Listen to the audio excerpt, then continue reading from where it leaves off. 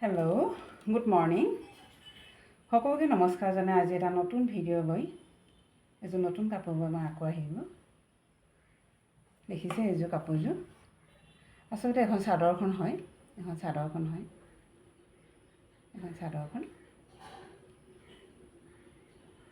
মন লগা কাপোৰযোৰ এইযোৰ দেখিছে এখন চাদৰখন এনেকৈ গোটেই বডিটো বুটা কৰা আছে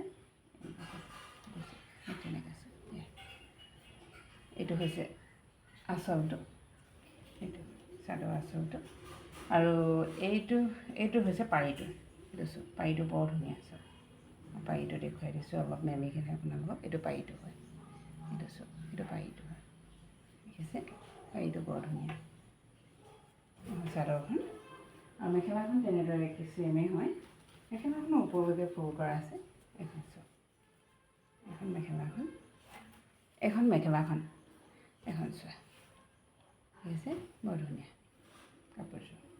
কাপোৰটো ইমানেই আৰাম পাব পিন্ধি, একদম পিয়'ৰ কটন হয়, পিয়'ৰ কটন।